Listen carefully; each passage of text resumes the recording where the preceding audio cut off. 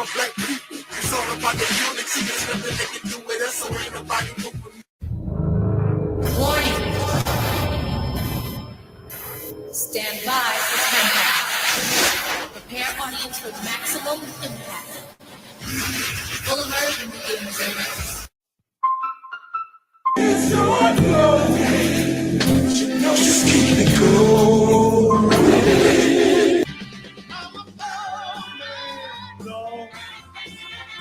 I'm a soul man. I'm a soul man. Yes, I am. I'm a soul man. I'm a soul man. You couldn't be so. You couldn't be so. Done now we're done. It's your glow. Just keep it going. They see something that I don't see. What can you learn from a bum, Omar? Shamsuddin? What I learned from a bum, maybe it's what not to do.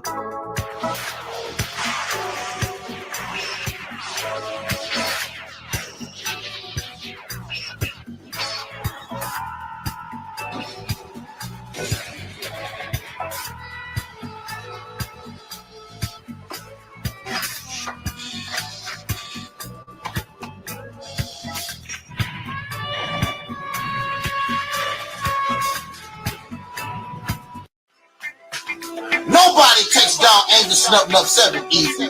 There's a reason why, after 100 channels destroyed, Angel Snubbing Up 7 is still here. There's a reason why nobody want to get in a beef with Angel Snubbing Up 7. But you don't take me seriously.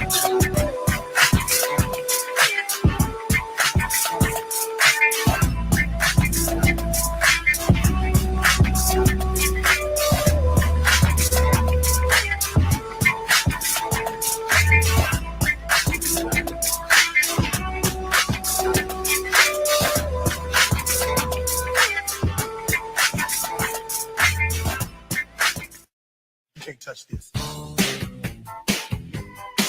can't touch this. You can't touch this. You can't touch this. You can't touch this.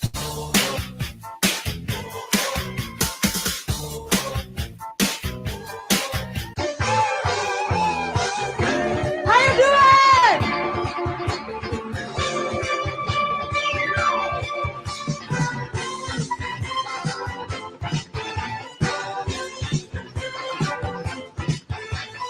People all over the world are saying everywhere I go, I get this, I get that. Everything you thought I was so. And I get that's the reason you would think that you did. People all over the world.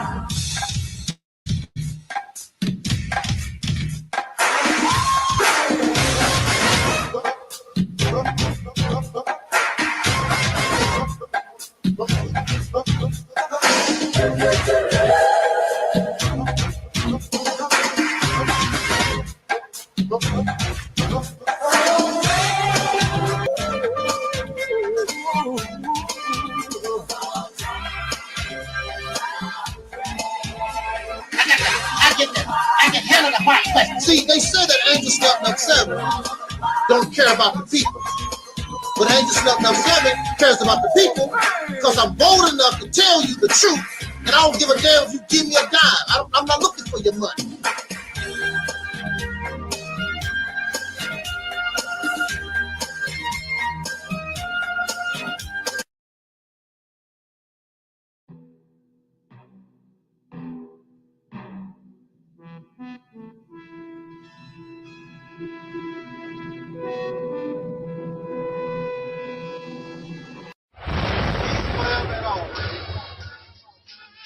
My black people, it's all about the unity. There's nothing they can do with us, so ain't nobody moving.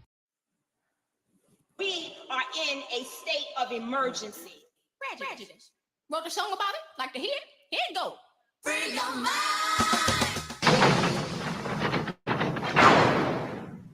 This is a story about control. My control. Control of what I say and control of what I do. And this time I'm gonna do it my way. I hope you enjoy this as much as I do. Are we ready? I am, 'cause it's all about control, and I've got lots of it.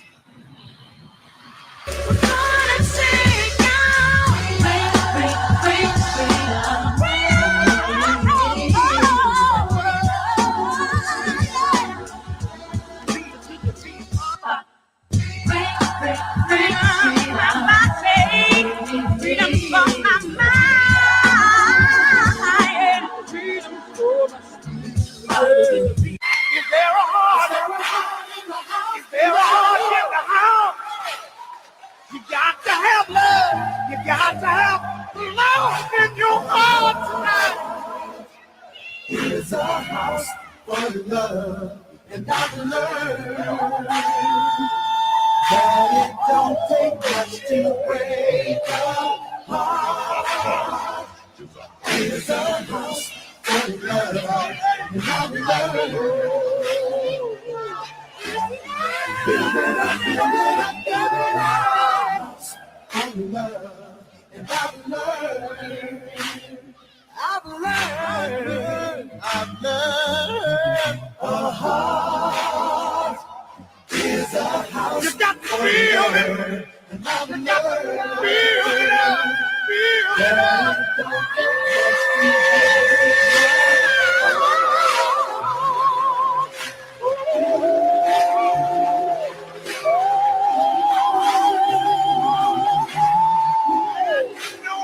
to Let me know you understand.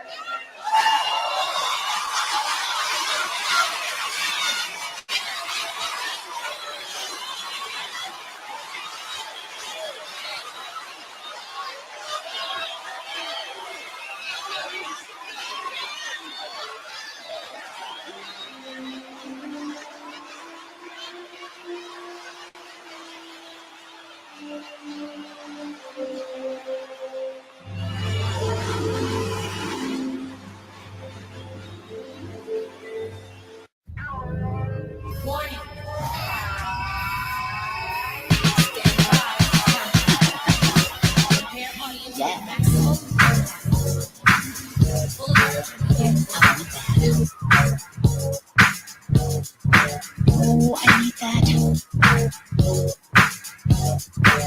Got to have that. It's mine. Who cares about that? I love mine.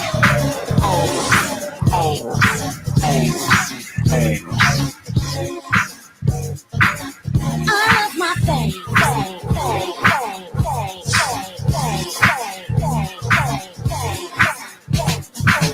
I love mine. Who cares about that? I love my things.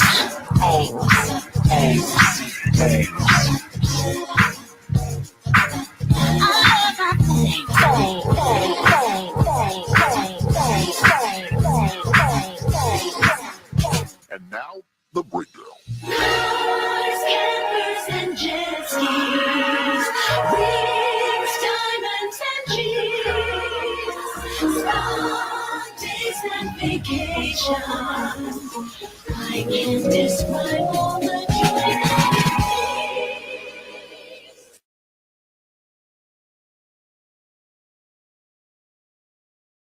back to life, back to reality, back to life, back to reality, back to life, back to reality, back to the here and now.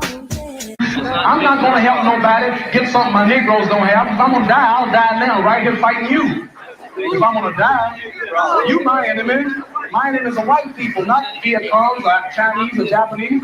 You my opposer when I want freedom. You my opposer when I want justice. You my opposer when I want equality. You won't even stand up for me in America for my religious beliefs, and you want me to go somewhere and fight, but you won't even stand up for me here at home.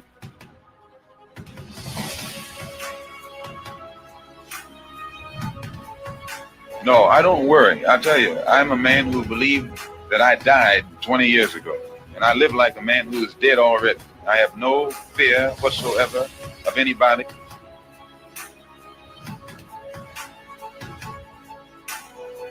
Seems to me that white America must see that no other ethnic group has been a slave on American soil. America freed the slave in 1863 through the Emancipation Proclamation, but gave the slaves no land. And at the same time, America was giving away millions of acres of land in the West and the Midwest, which meant that there was a willingness to give the white peasants from Europe an economic base. And yet it refused to give its black peasants from Africa, who came here involuntarily in chains and had worked free for 244 years, any kind of economic base. And so emancipation for the Negro was really freedom to hunger. And when white Americans tell the Negroes to lift himself by his own bootstraps, it's a cruel jest to say to a bootless man that he ought to lift himself by his own bootstraps.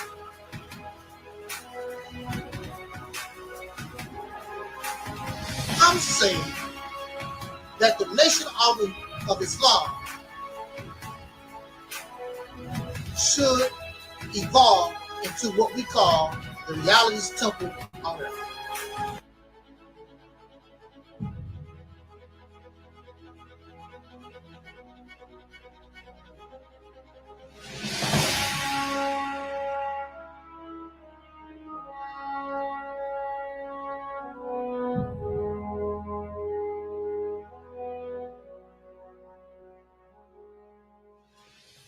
It's all right. I'll make sure we have ourselves a good time. We'll get with our crew. There's no telling what we'll do, girl. As long as you're with me and I'm with you, we'll have a good time, a good time.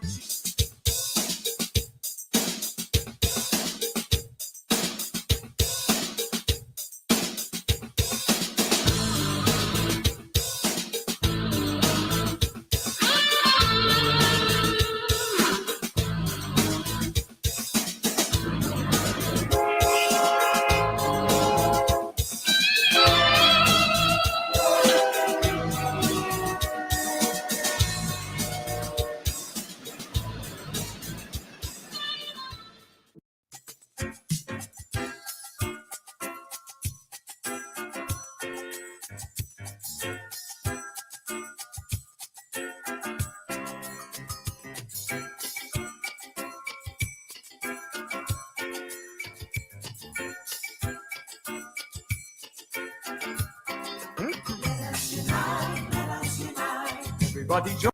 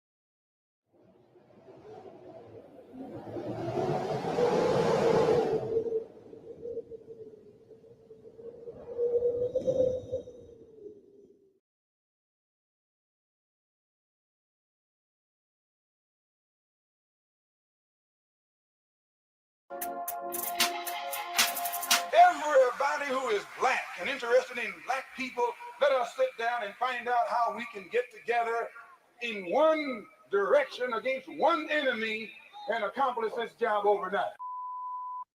When soul singer and black activist Sam Cooke wrote the lyrics to his song, "A Change Is Gonna Come," it was very direct and to the point. With some changes to it, the song was still digestible. In the year 2019, black folks continue to go through the change rather than direct the change. A community activist named Taalik Ibn'rad has made an appeal similar to what Sam Cooke was asking for, a change. It's said that the meek shall inherit the earth. We ask when. When will the landlords give the meek a free lease? Mr. Ibn'rad is humbly asking for the state of Mississippi. This is Dusty Basement Studios, and we approve of this message.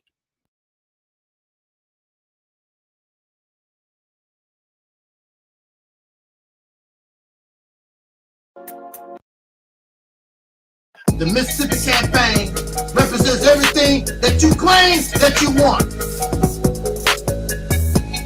The beginning of an all-black independent nation.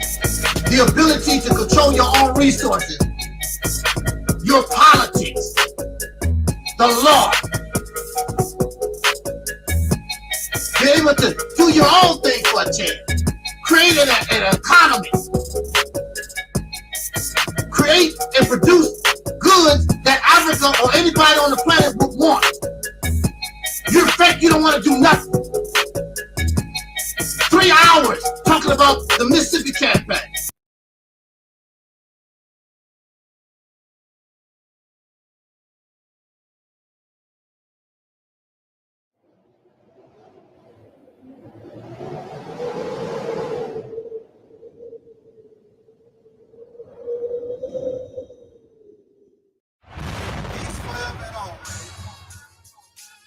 My black people, it's all about the unity. There's nothing they can do with us, so ain't nobody move for me. Like that the king, we make it plain and simple. Bringing knowledge and fire at reality's temple. Reality's simple. My black people, it's all about the unity. There's nothing they can do with us, so ain't nobody move for me. Like that the king, we make it plain and simple. Bringing knowledge and fire.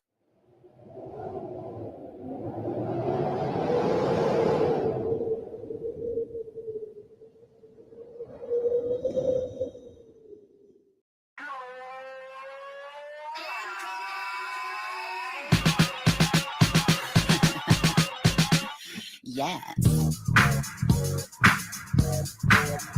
I want that. Oh, I need that. Guts to have that. It's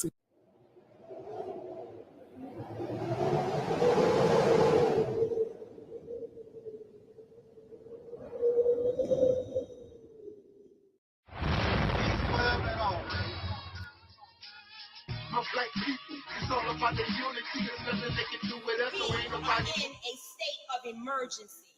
Prejudice. Wrote a song about it? Like to hear it? Here it go. Free your mind.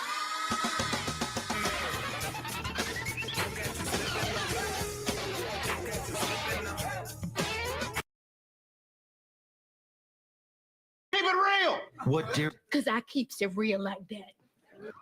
I keeps it real.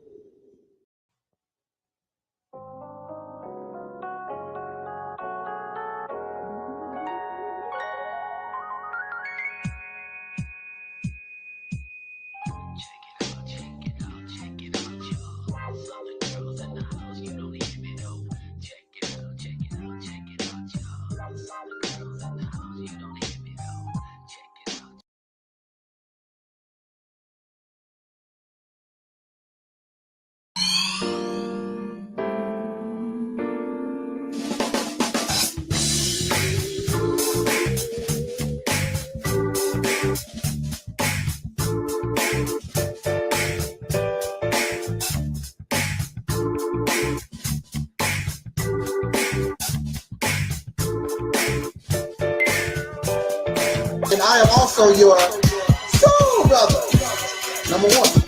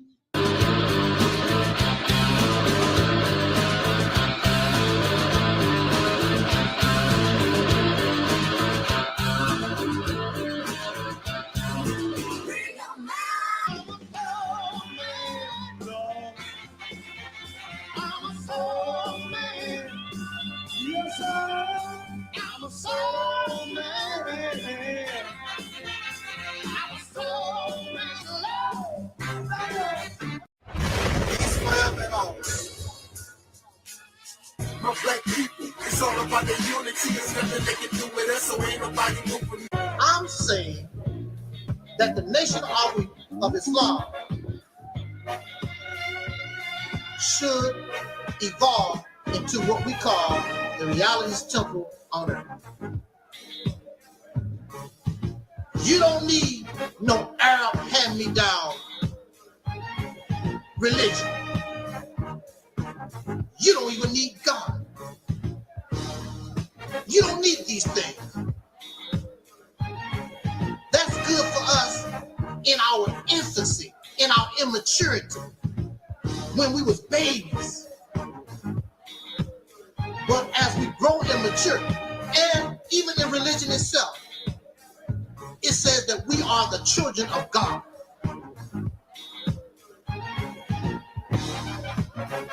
Children can't stay children forever. Children must become adults. So if we are the children of God, that means we become God. Act like God, move like God, and have the responsibility of a God.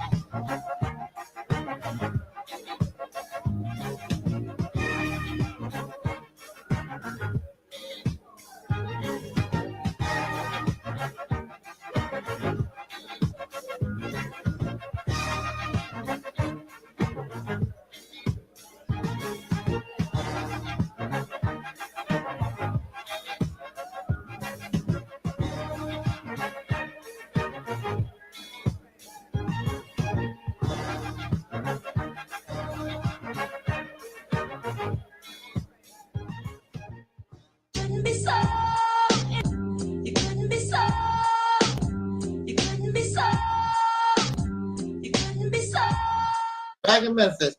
Welcome to the Realities Tip on Earth, Dragon Manifest. Thank you for having me, brother. This is an honor. When I first saw your channel, I said, oh, this is an ancestor that has most definitely returned. Yes, most definitely. This is not a new ancestor. This is an old ancestor. You could hear, you could feel the ancestors through you. You know, most people probably say, what is he talking about? Right. They don't get it. You gotta be on that level. If you say that I'm divine and I'm a prophet, where the hell did your ass go to? Why aren't you heeding the call? Since I'm a prophet, since I'm divine. Some people, excuse the language, some people just like talking out their ass. Some people just like talking out their ass. Some people just like talking out their ass. Some people just like talking out their ass.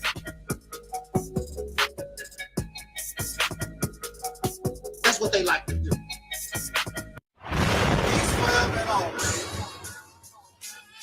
My black people, it's all about the unity. There's nothing they can do with us, so ain't nobody moving.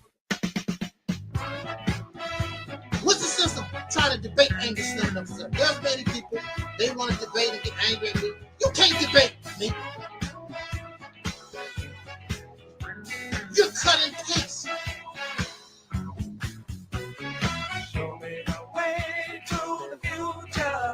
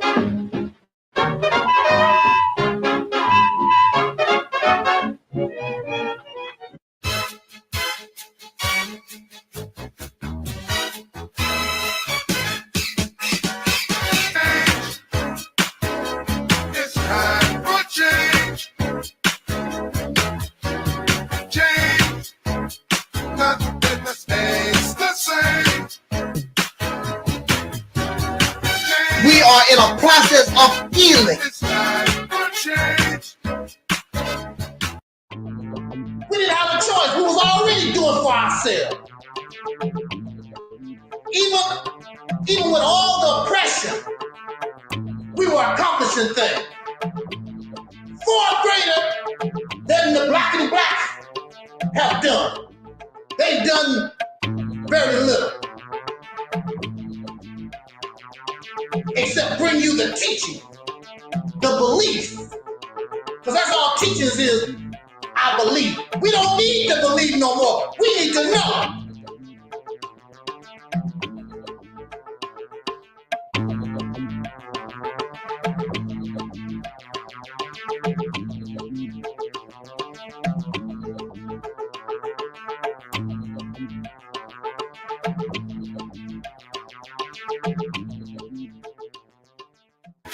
The deacons of reality put out a short video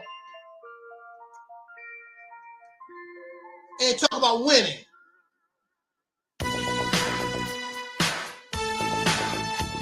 I don't like losing.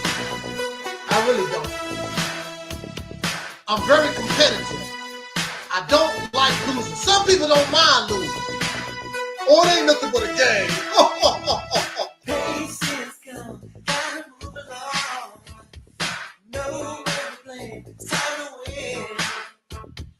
Don't criticize, try to realize I'm number one in the end. Oh, that's the color of success. I play to win. Oh, play to win. There's no other color of success. I play to win. Free as a bird, it's time to spread the word. I don't like losing. I really don't. The sun is shining. I'm very competitive. I don't like losing. Some people don't mind losing.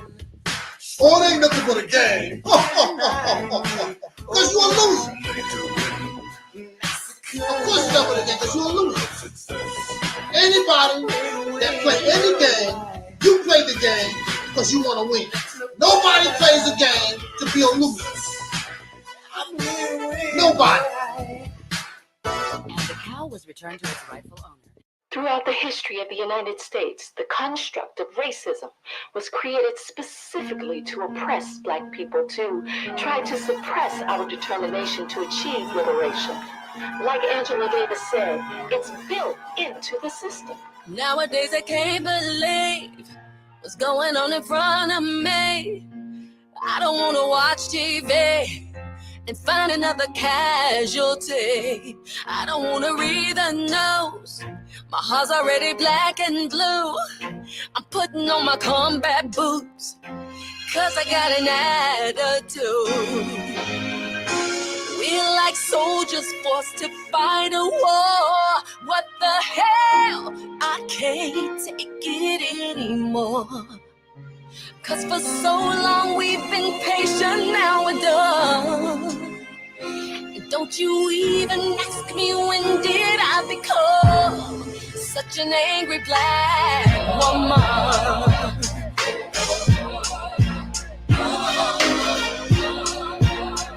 Yeah. We're just trying to get by. Tell me how long will we run? Or will we fall? We're losing young ones, hands in the air. We keep praying for a miracle, cause every day is a struggle. But as long as my brothers and my sisters are in trouble, goddamn, I'm a ABW. We can't successfully put an end to racial discrimination until we change the entire system. We've been trying to keep the peace 50 years since Martin King. Some don't like me for who I am, but I love my melanin. Another future college grad sleeping in a body bag. Mother screaming out her lungs, she never gonna see her son. We're like soldiers forced to fight a war. What the hell? I can't take it anymore. Cause for so long we've been patient, now we're done. don't you even ask me when did I become such an angry black woman.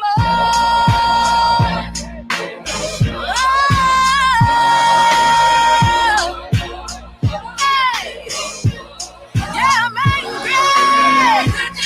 Hell pissed off. Tell me how long will we ride? Or will we hide? 'Cause we're losing young ones. Hands in the air, we keep praying for a miracle. 'Cause every day is a struggle. But as long as my brothers and my sisters are in trouble, you're damn right I'm a ABW.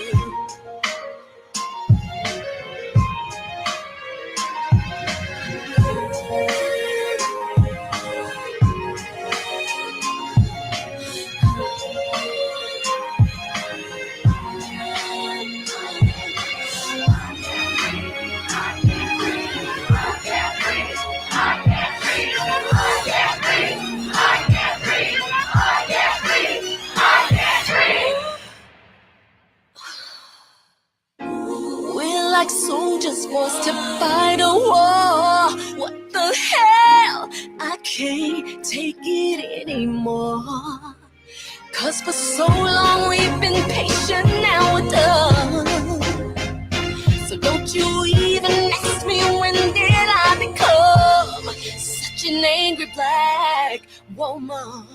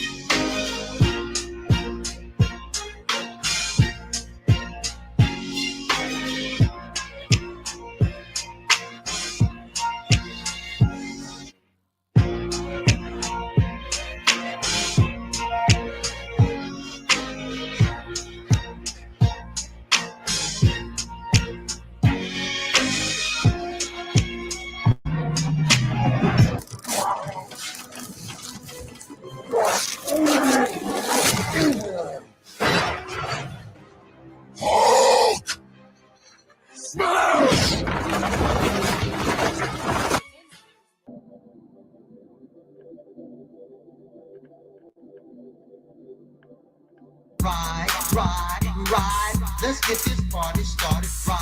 Ride, let's get this party started quickly. Let's get this party started quickly.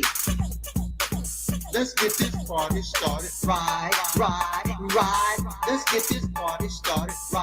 Ride, let's get this party started quickly. Let's get this party started quickly. Let's get this party started. Ride, let's get this party started. Ride, let's get this party started quickly. Let's get this party started. Ride, let's get this party started. Ride, let's get this party started quickly.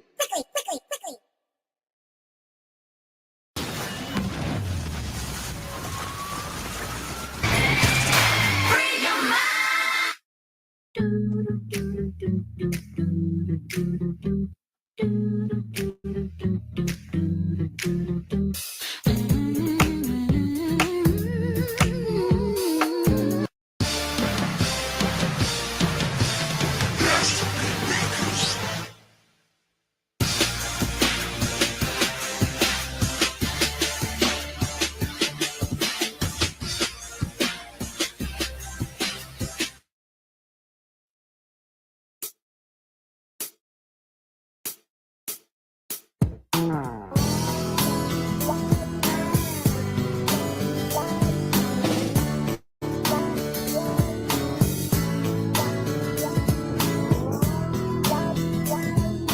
right. I'm proud to be a Southern girl. I'm gonna take you back a little bit. Where?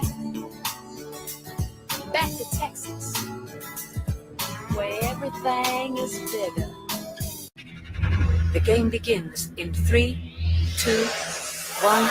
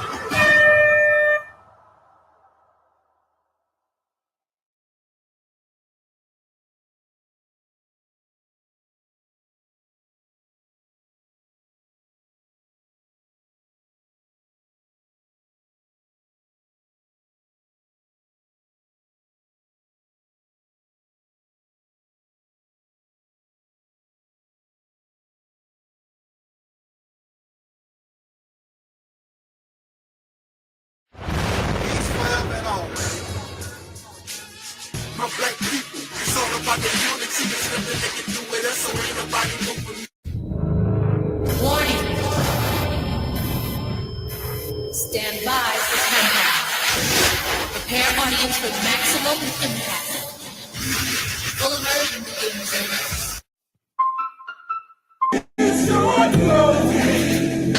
Just keep it going.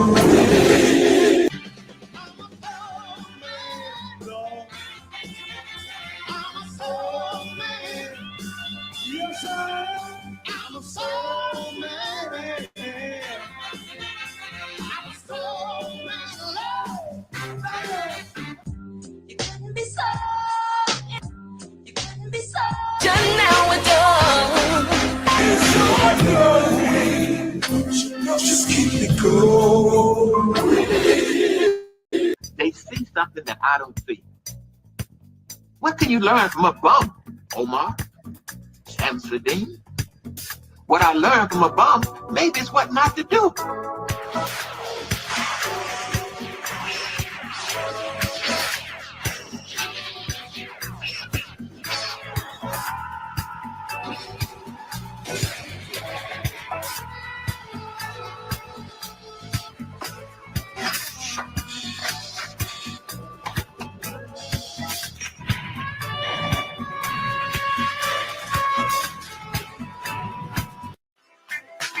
Nobody takes down AdMinister easy. There's a reason why, after 100 channels destroyed, AdMinister is still here. There's a reason why nobody want to get in a beef with AdMinister. If you don't take me seriously,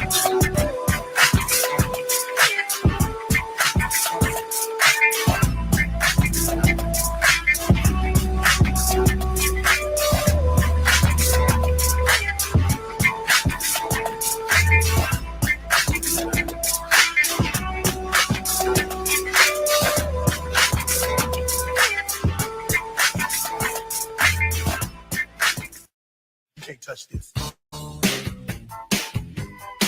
can't touch this. You can't touch this. You can't touch this.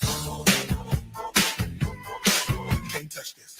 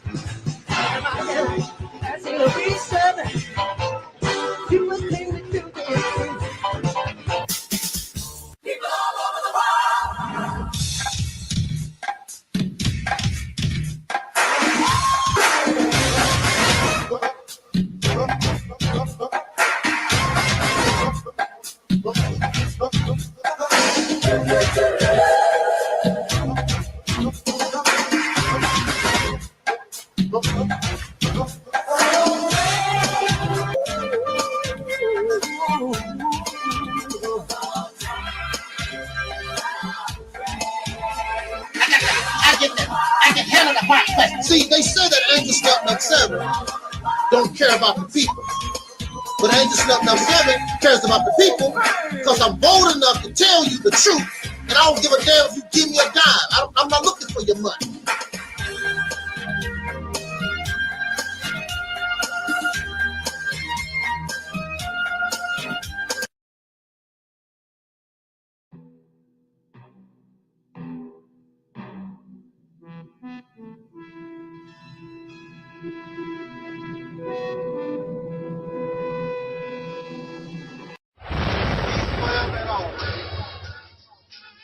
My black people, it's all about the unity. There's nothing they can do with us, so ain't nobody who. We are in a state of emergency. Prejudice. Wrote a song about it? Like to hear it? Here it go. Free your mind.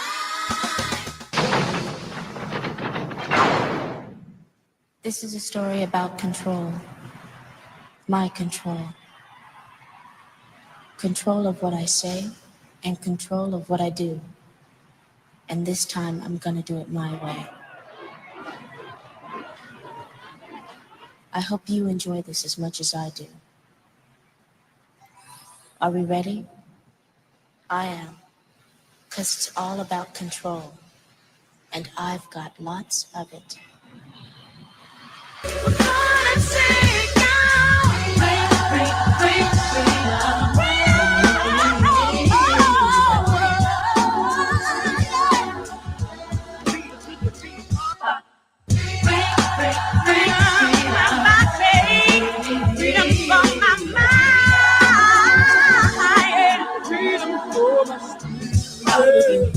Is there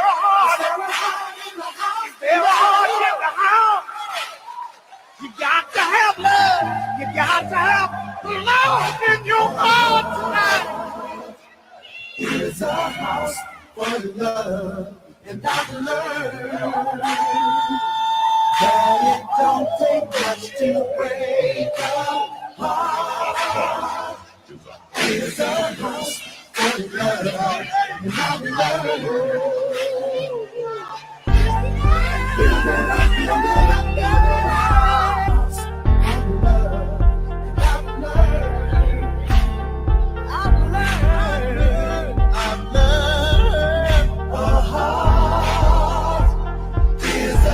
You got to feel it.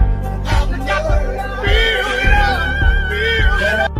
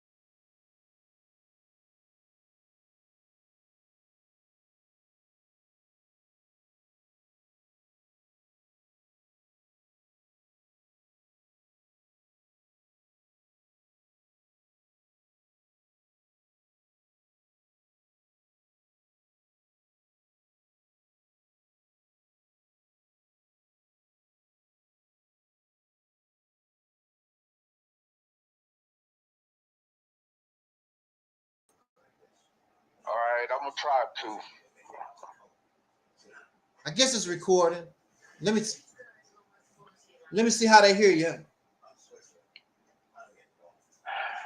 Go ahead and say testing. I'm gonna see if the audience can hear you good. All right, testing.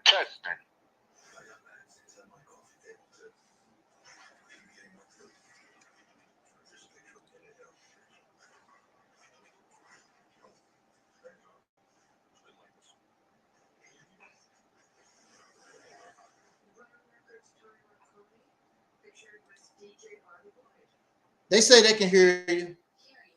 All right. Well, thanks for allowing me on this live panel tonight.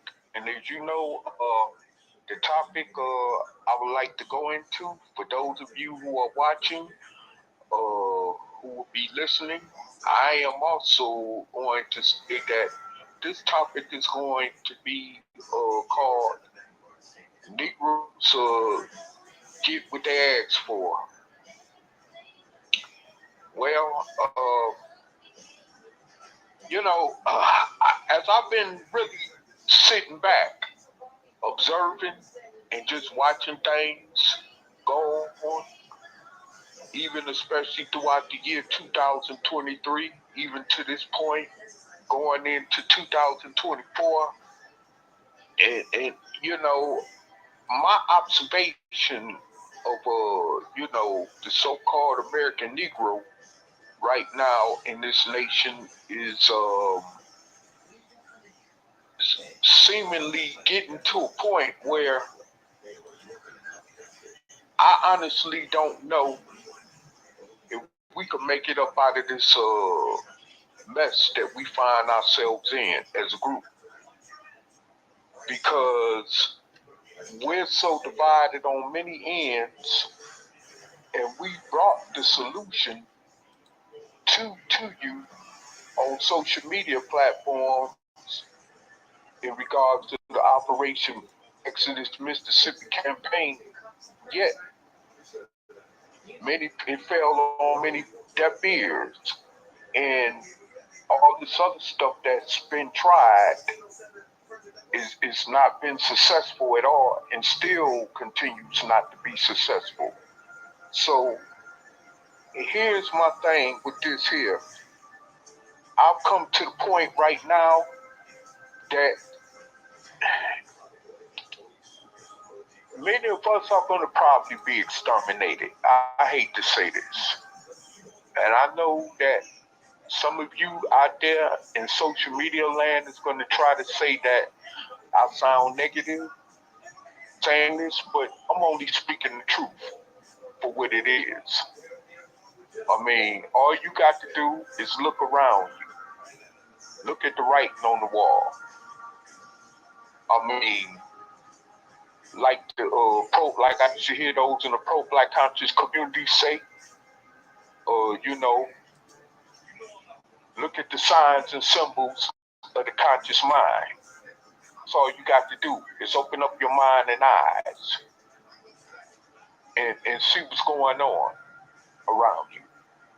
Where I've gotten to the point where I can make that statement that I just made. I mean, we have no defense, we have no army, we have no National Guard behind us, we have nothing to protect us. We don't even have no police forces, of course, working on our behalf to provide us with protection as other communities of different ethnicities get provided with. You see what I'm saying? We don't have none of that. I mean, hell, they looking out for the immigrants coming to this country, whether they come in here legally or legally, more than they're looking out for us. So that should tell you something. We have no protection around us whatsoever. Meaning anybody could do anything they want to do to us. But here it is.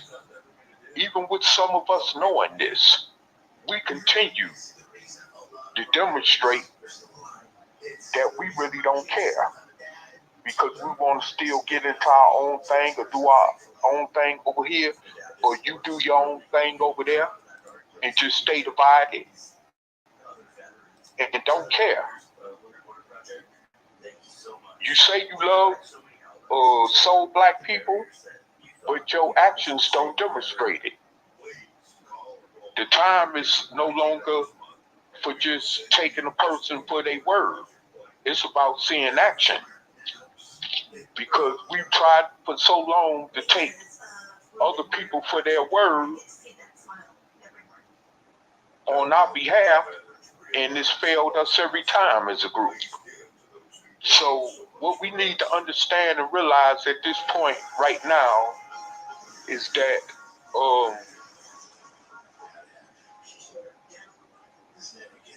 we have to start taking our situation seriously, whether it's on a personal level or whether it's on a common collective level. You know, it's been too many fun and games going on. It's no longer about fun and games. It's like we're in a serious crisis, you know, and we actually need to be how can I say, we need to actually be deliberate out of this situation that we're in. It's like a person being caught up in a crisis situation as far as drug addiction, and they don't know how to get out of it, but the only way or alternative that they can find is to reach out, to go get some help for their problem. Well, that's what we are as soul black people in this nation. Whether you call us African American Foundational Black Americans, Muslims, Hebrews, Moors, Africans, whatever title you want to go by. African American, whatever title you want to go by. We're all the same people at the end of the day. And we are all in the same boat. No matter which or how we got on that boat. We all are in the same boat.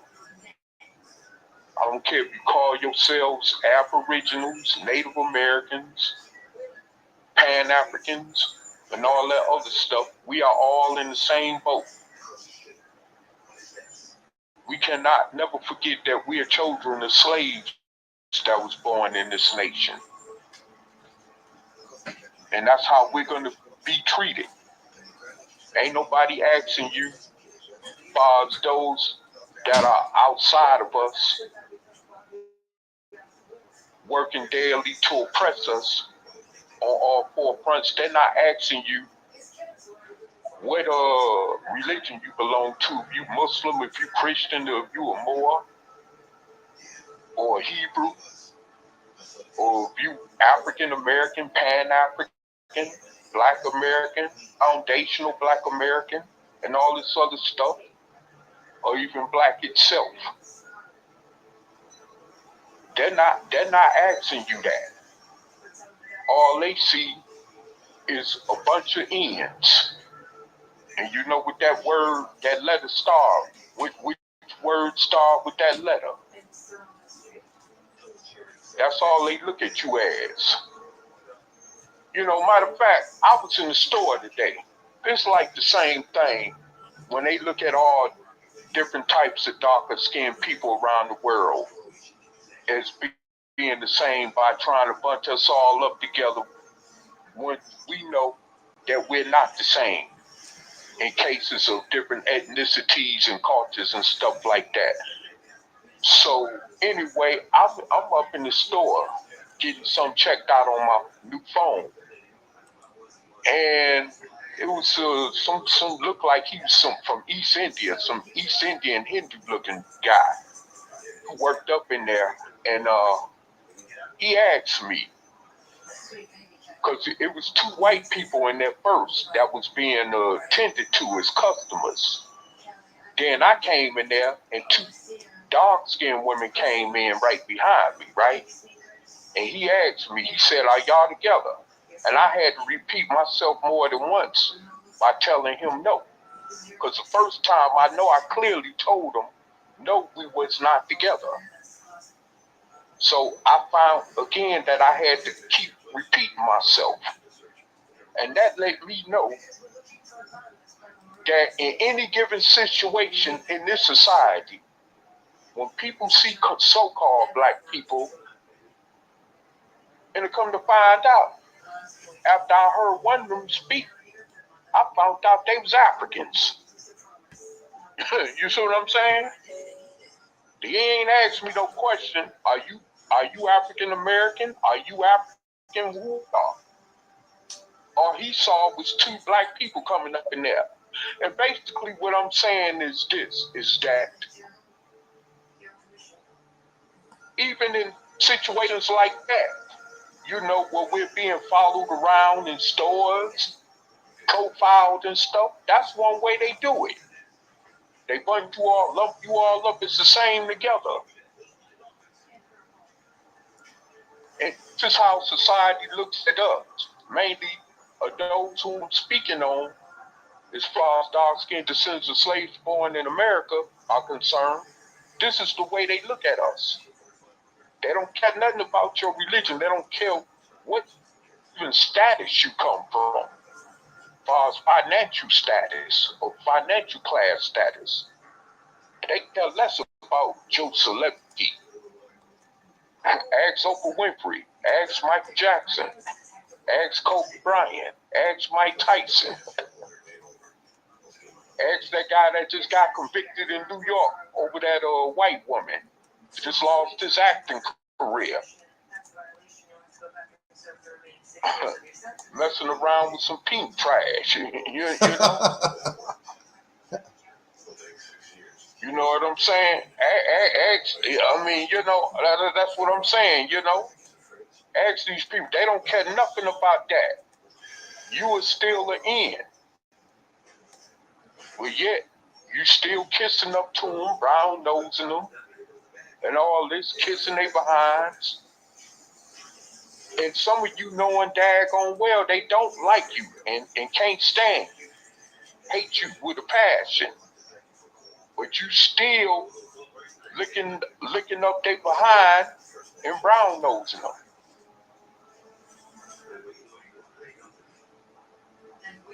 I mean, come on. You get you a little money, all of a sudden you think you finally done arrived, like you better than somebody, can't nobody tell you nothing. Then you start talking down on other Negroes, or looking down on the Negroes.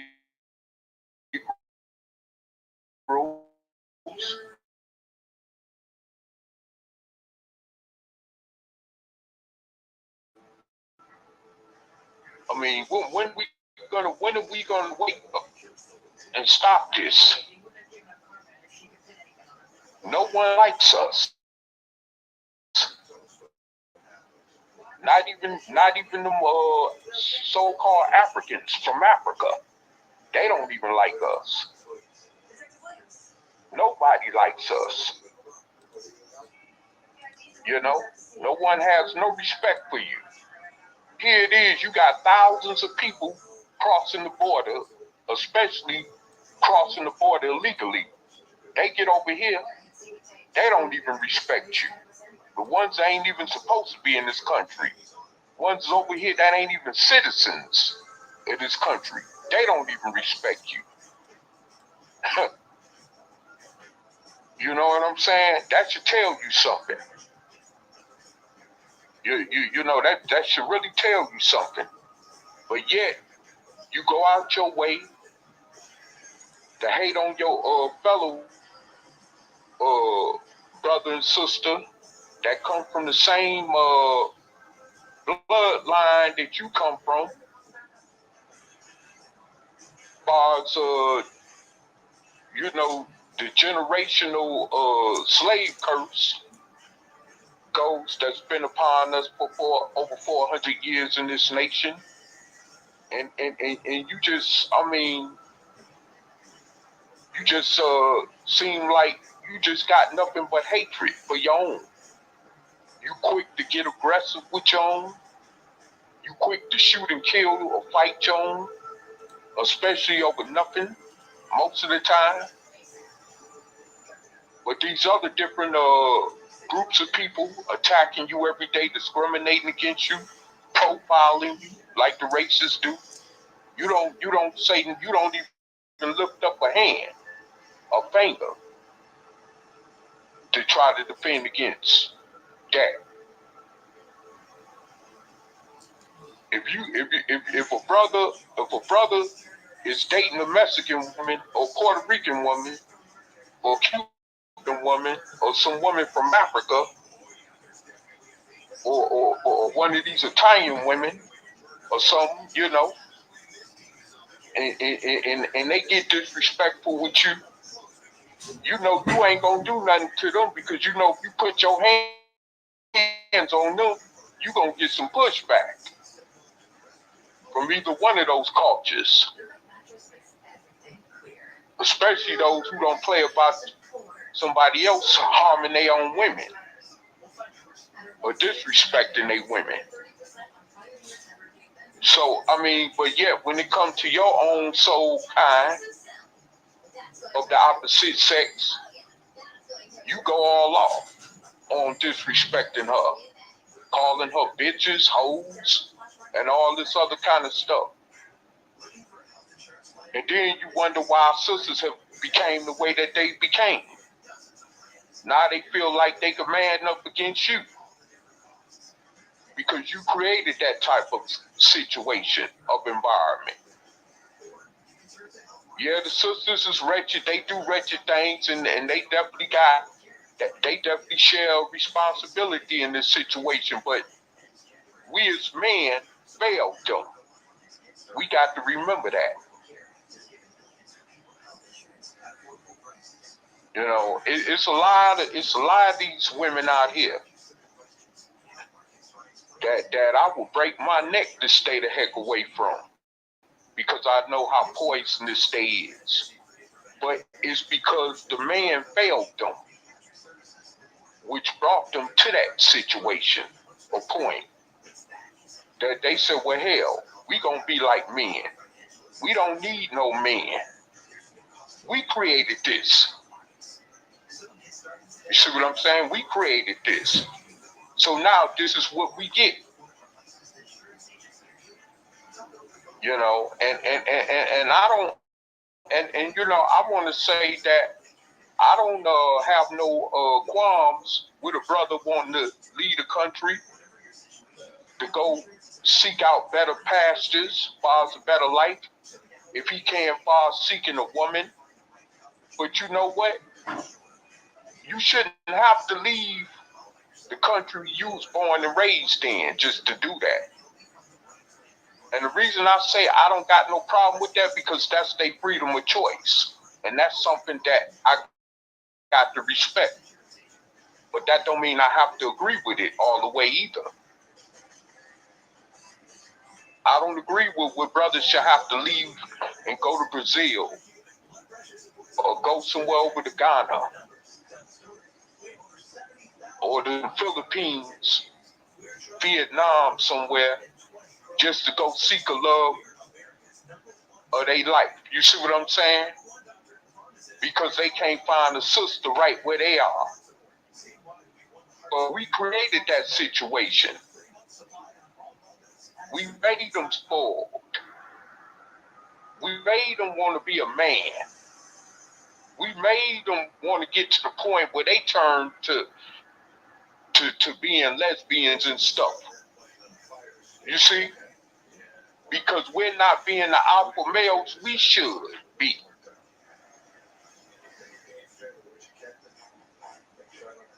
And it's sad. And this is why don't nobody respect us, because we don't protect them women. We don't protect our women like we should. Any nation is judged according to his woman. I even learned that in religion, and that is a true statement. All nations are judged according to their women. And because we have not protected our women and stood by them, is why we getting the blatant disrespect that we're getting. We don't nobody respect us like that. We out in public treating them any kind of way. Like I say, calling them the H or B words. Beating on them. Disrespecting them in public and all that for people to see. So then they feel like they can say and do the same thing to our women. Then we jump up to the defense all of a sudden and be like, oh no, you can't do that. But you open up the door for that. Just like with us calling each other the N-word. When some racists say it or when somebody else say it, all of a sudden, they wrong, it's all outdoors and they ain't got no business saying it. But we open up the doors for that by calling each other that word every day. You see? We open up the doors for that.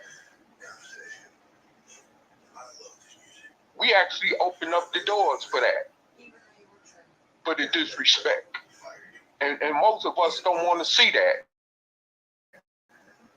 We rather ignore that and just keep doing what we doing. So this is why we gonna keep getting the same results. If we have more love and respect for each other, as we claim to be a community, as a community which we claim to be, if we had respect, these police wouldn't be shooting us down like they do. We don't have no respect for each other. You wouldn't see these police out here disrespecting us, beating us, killing us every day in these streets throughout this country. Because they'll know that they will have to contend with the real community. Lash back. They know that they're going to get some pushback from a real community. That's why you don't see them going around in these other unquote communities, like the Korean community, like the Arab community, like the white community, doing what they do to us. Because they know those communities or neighborhoods have respect for themselves and each other. And mainly it's because they know they protect their women.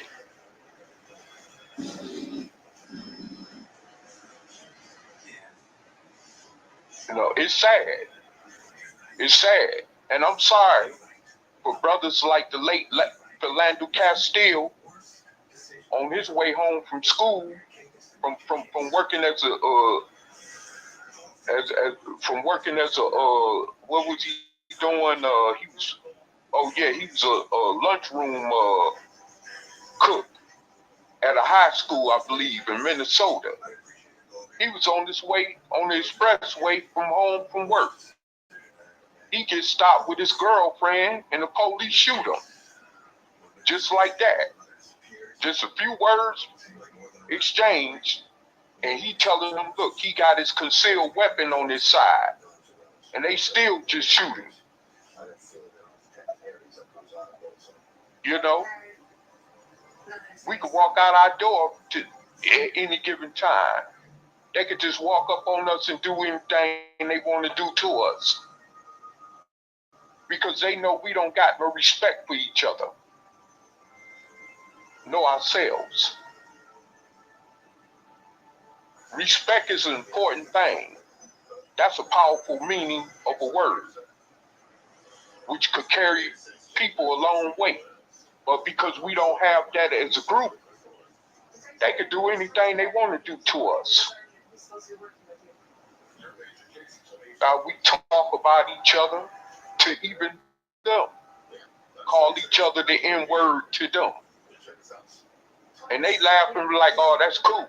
Then as soon as you turn your back, they talking about you, saying the same thing about you. Oh, look at that nigger.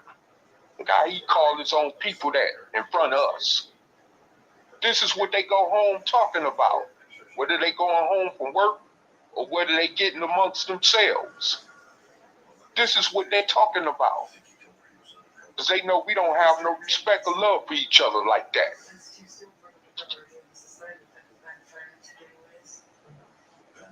You know, so I mean, this is the thing.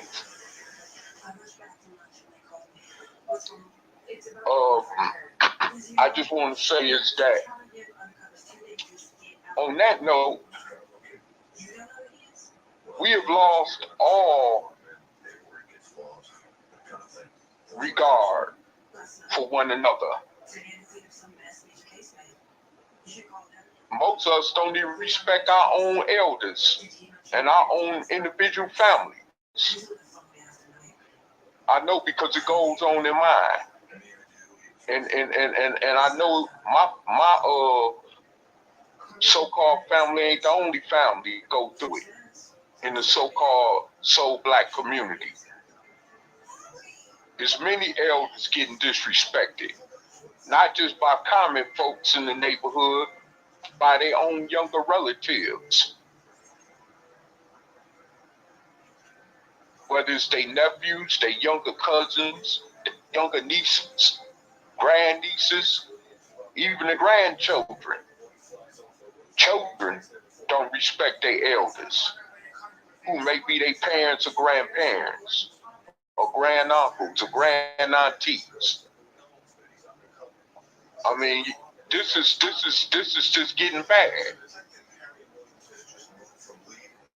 We don't have respect for one another whatsoever as families, but yet we expect to get other people.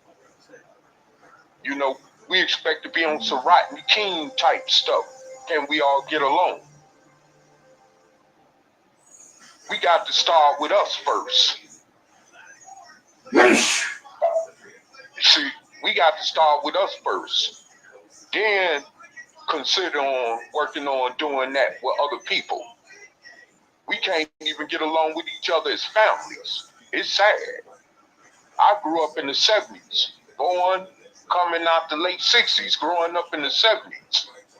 I remember it was a whole lot different in the soul community.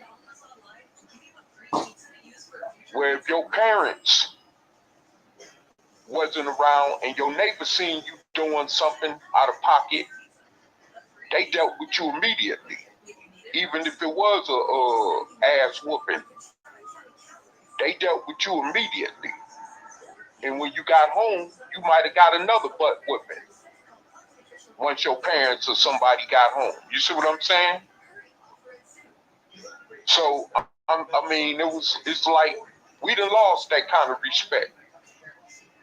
And we better not dare, when it comes to other soul people and they children, we better not dare say nothing to them in front of their parents. Their parents would be ready to fight or shoot over somebody trying to discipline their own kids. Especially when they don't have no control over them. But they would rather fight or kill. You try to show their children some type of disciplining. This is how far we've fell back as a group of people in this nation, to the point where we have no respect and no regard. It even got to the point now, if a child disrespect me, and I'm like looking at the parent like, yo, hey, you see what's going on with your son and daughter? What you gonna do? They'll be ready to actually fight and shoot me. This is the mentality that our people have.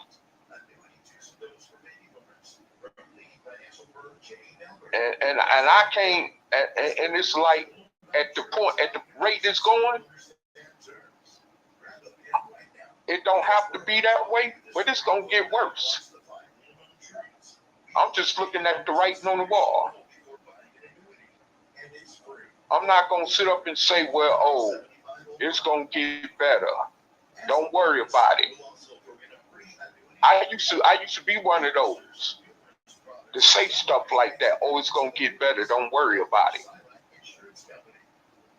There's a lot to worry about. And it's not going to get better. Because we refuse to look at our responsibility part in this situation. We refuse to give up that false pride that we have for ourselves and each other. To come calmly together at a table and to put cool heads together and say enough is enough. So let's do something about this situation with us. Because it's getting so bad that we don't even have no respect for the average common soul person. We can't even talk to each other without being disrespectful, without loud voicing each other. And here's the kicker about that. We ain't even personally got to know each other to be doing that. That's the crazy part about it. I could walk down the street and see another brother or sister, and we might have some type of run-in or something, and I'm trying to get a point across, and they talking over me. So next thing you know, it's shouting back and forth going on over nothing. I know this from experience, and I've seen it with my own eyes. So, I mean, we have no, I mean, this is the reality of what we are. And this is why I always refer to us as loose cannons, like we were as slaves being let off the slave plantation. It's loose cannons, because we had no way of knowing where we was going to go from that point. All we saw was that slave master let us go because he told us we was free to go. Free to go where? We didn't have nothing to go to. So we was just out there like loose cannons, like we still is now, with no point of direction. And this is the reason why we keep getting what we get. And I can't keep stressing that enough. This is why exactly we keep getting what we get. Because we don't want to face reality and deal with things the way that it is.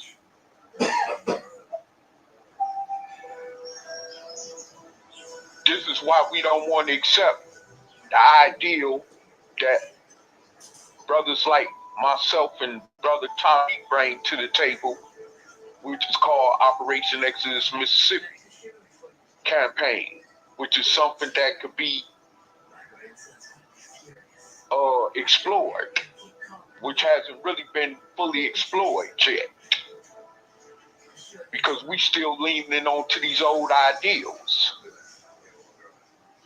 that ain't got us nowhere, especially with this religion dogma stuff that got our people going crazy. So, I mean, it's like,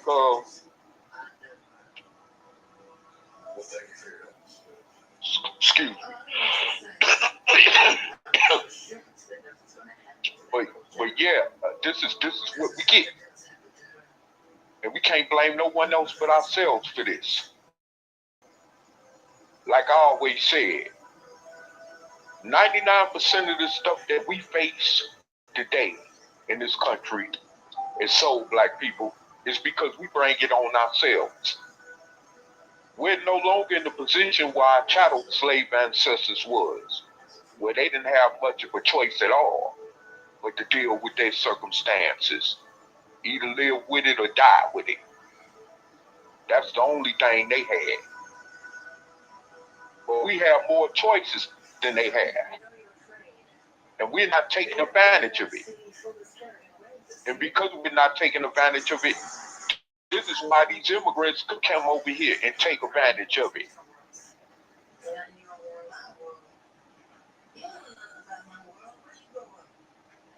You see, and end up being way more successful than us as groups of people.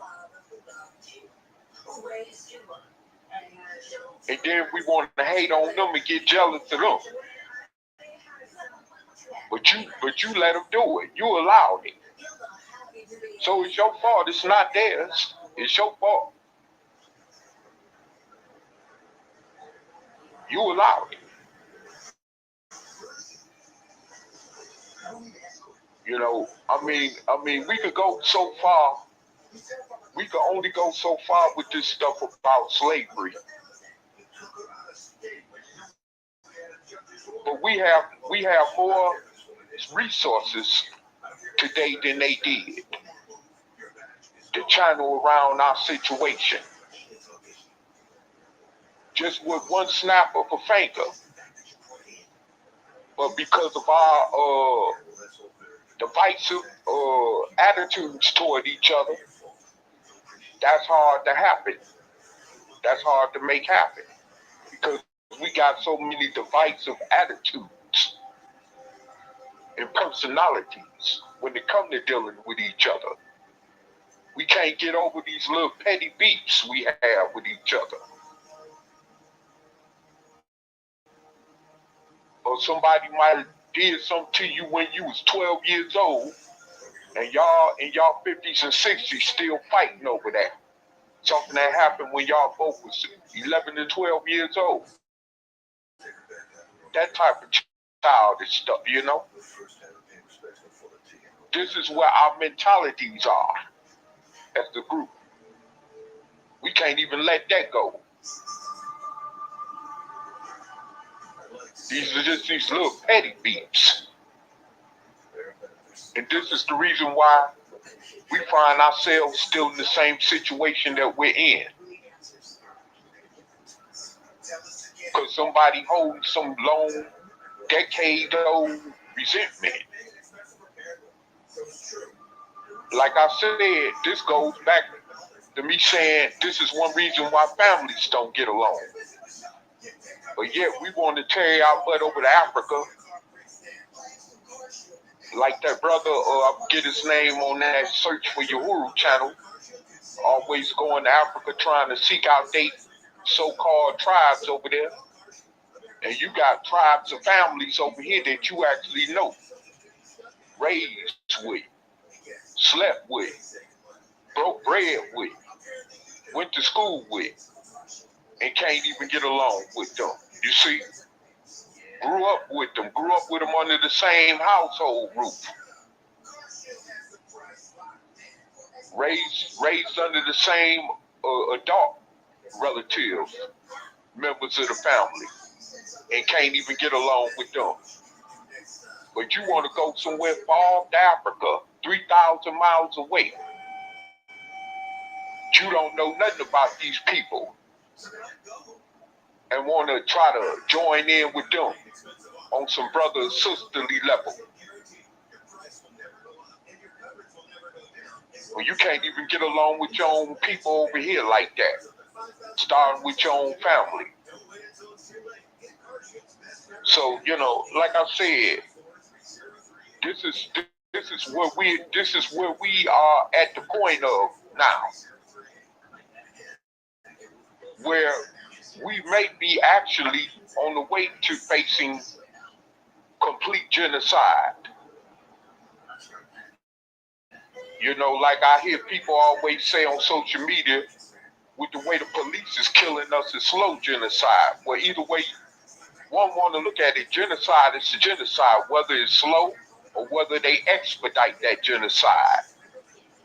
Genocide is genocide because we're allowing it to happen to us. See, and when I see this going on and hear this going on, I just, you know, I ain't gonna never give up hope. on my people, but I'll say this. I do understand why some of our leaders that we've had in the past threw their hands up. And you know what? I'm not even making no excuses for them either. But I'm just saying that I have empathy enough to understand why they threw their hands up. Because we are a stiff-necked, hard-headed people, like someone would once say. And I mean, you know, we have this mentality that, especially when it comes to another one of our own, we don't got time to listen, or you can't tell us nothing, or they got to always cut you off, and all this old kind of stuff. See what I'm saying?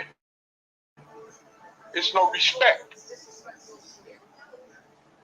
Exactly, because there's no respect. No one has no respect for us because of the way that they see how we deal with each other.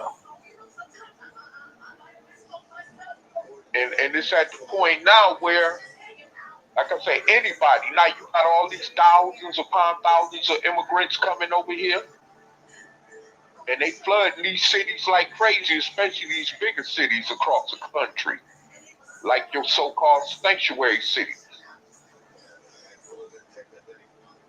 I could imagine in New York now, as well as Chicago, and even in my hometown, in Detroit,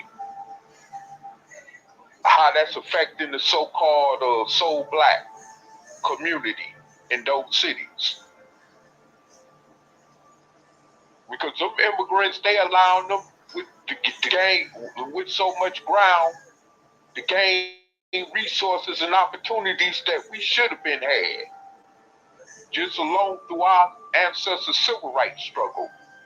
But that's been taken away from us. Whether you want to realize it or not, that's been taken away from us. And with them allowing them immigrants over here like they are, that's only making it more worse for us in that situation.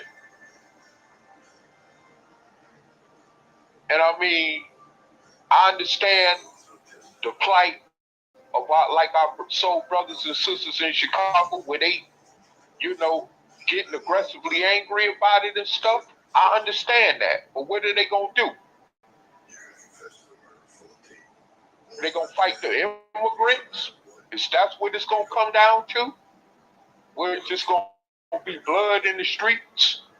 We're fighting the immigrants? Because the immigrants ain't got the power or the resources. It's those who got the power and the resources that are allowing these immigrants to access the opportunities that they have access and will continue to have access to. Because we haven't done our due diligence to even uphold the struggle that our ancestors left behind for us to carry on and to make even more better. Just like with our idea of Operation Exodus, Mississippi. It's about taking these steps ahead, further, not staying at the same level, and that's where we drop the ball at. You see, so this is the reason why we are going through what we're going through. And I mean, it's really, it's at the point now when I see this,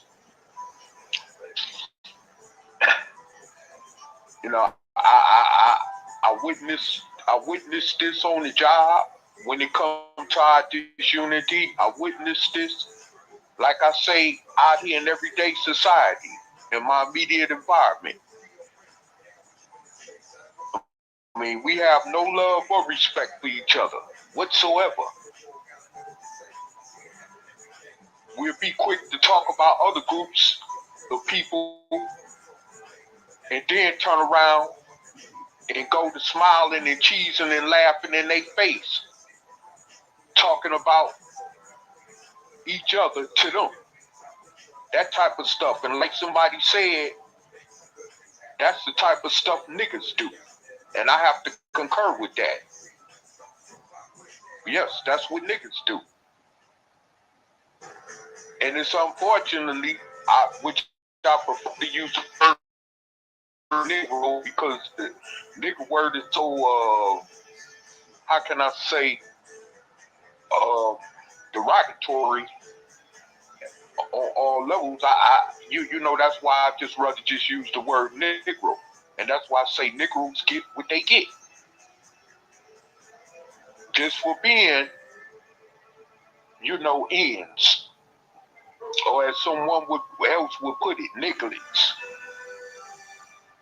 Because of that, because of the way we deal with each other. We don't have no, you know, and then you wonder why the racists don't want to have nothing to do with us and why they don't respect us even. Why they don't even want us in their neighborhoods. You know, I was talking to a cousin last night, and we was talking to a relative of mine from back home where I'm from, and it was a particular part of Detroit on the side of town where I even used to live.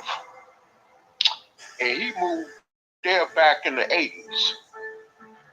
And you couldn't tell if it was Detroit or the city called Grosse Pointe, which is a city over from across the line from Detroit, which is considered as the suburb part of Detroit. And you couldn't tell the difference. Well, when the mid-90s hit, and you started seeing a lot of low-income soul brothers and sisters coming into that neighborhood, moving and relocating in that neighborhood, then that's when they said it went from, you know, sugar to ashes. And I witnessed this in the late 2000s, in the late early 2000s. I seen the effects of what he meant by that. I mean, you know, we don't know how to keep nothing up to par. And so, of course, like, you know, like always, the white folks move out and say, let them have this. They gonna destroy it anyway. And then we want to get mad when they don't want us around them. And why should we want to be around them when we know they don't like us? You see? But still, in all, the reality of the matter is that we get mad at other people, even like them, that don't want us around them, because look how we conduct ourselves. Look how we live amongst each other. Hell, if I wasn't a part of this group of people, I wouldn't want to be around your ass either. Looking at all that. You know? And I'm serious. I mean, who wants to be around someone? That's why even the Nation of Islam taught the difference of what it is to be a savage and what it is to be civilized.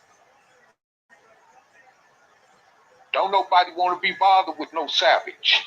And that's what we act like. The reality of it is we act like a bunch of savages.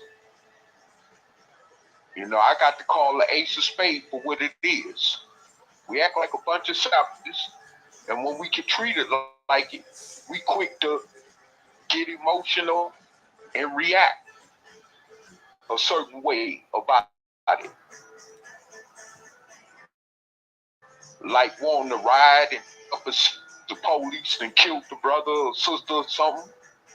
Or get out there and protest and all this other crap. Which seemingly doing nothing to change the situation at all. Here it is, people was out there doing all that marching and protesting for Breonna Taylor,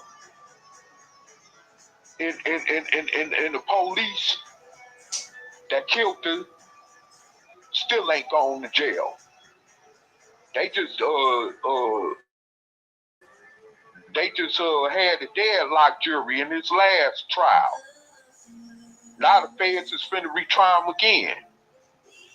But see, they went through all that. You know, to wait for almost 4 years later for them to retry him again, which is gonna be next year, hoping that they find him guilty this time. See, if we did things a certain way, like we supposed to, we wouldn't have to wait around this long for our people's families to get justice. Even like in Emmett Till's case, the woman, the last thing living that was responsible for his murder, just passed away. After all of what his family did, even going to the U.S. Justice Department to try to have something done about it. Now, their family has got no justice at all. And what happened to this brother was almost, 30-some years less than a century ago. You see? So, I mean, it's like, man, and there's many, many more of us, of our people whose families haven't gotten justice for the injustice that was done to them because of racism in this nation. But you know, like I say, today, we have a choice to turn that around. And with the way that we're doing things right now, it's not going to happen. I can tell you that right now, it's not going to happen. Because we have no unity. It's not going to happen. We don't have no unity. We don't have no love for each other. We don't even have enough love for each other to respect another person's opinion, whether we like it or not, without getting emotional, without being disrespectful about it to that next person who we don't agree with. Other than we want to kill them because we don't agree with something they say or do, or because we want to fight them over something we don't disagree or rather agree with them about. You see? So, I mean, this is what's going on with us. And you know, we can only distance ourselves so far from each other. And although I do know that, and I clearly understand that, but I do understand and empathize as well as sympathize with those of us who do distance ourselves from our own people. And that's for a reason.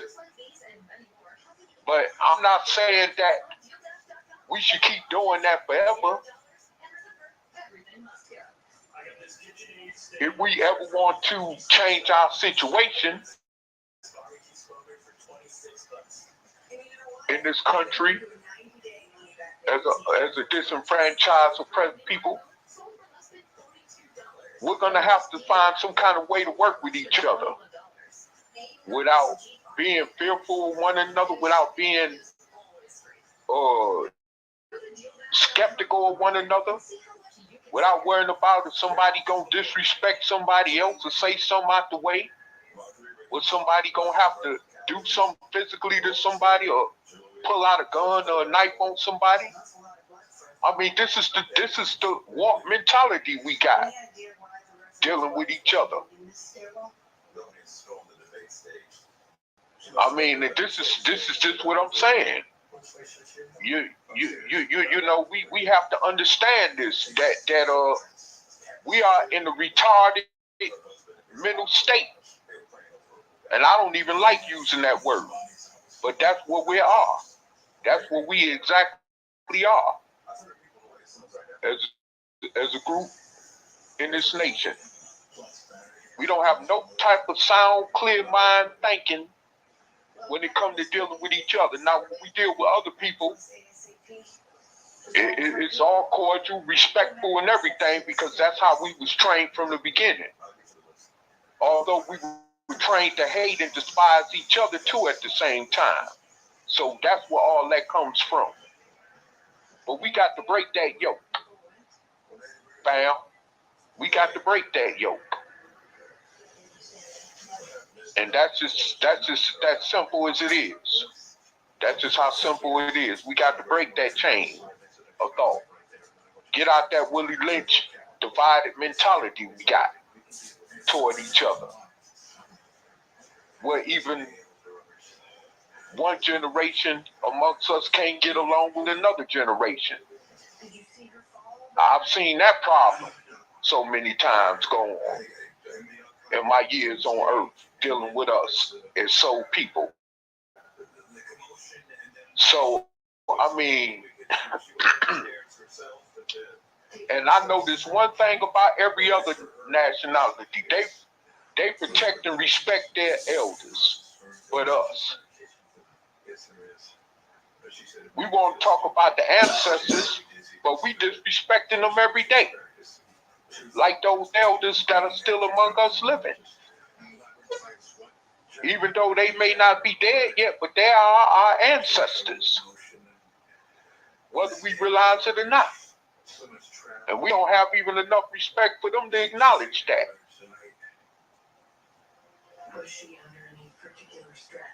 They've been through a whole lot that we probably would never go through or never have went through. And you won't even let them live in peace for the last whatever existing days that they got left on this earth. And that's a daggone shame. It really is. It could be your grandmother, your grandfather, but you don't care. And that's a selfish attitude to have.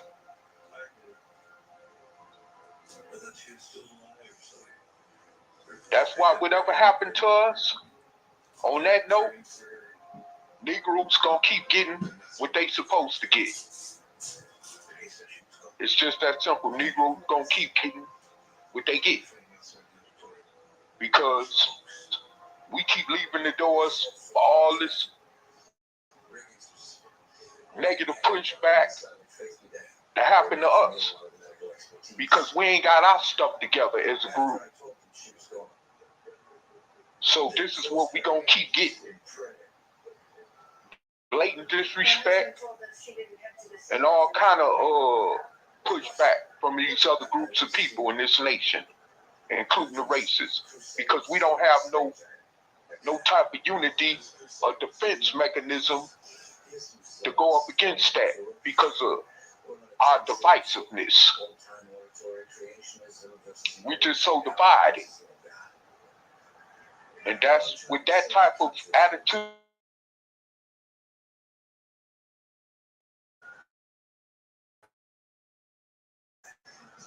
Again, we gonna be pushed so far back to the point where we might as well be back on the cotton field plantation. And who far this is gonna be? No one else but ours. And on that note, so I won't get tongue-tied, I'm gonna yield my mic and let our brother Taalik carry us on, whichever want to go with this.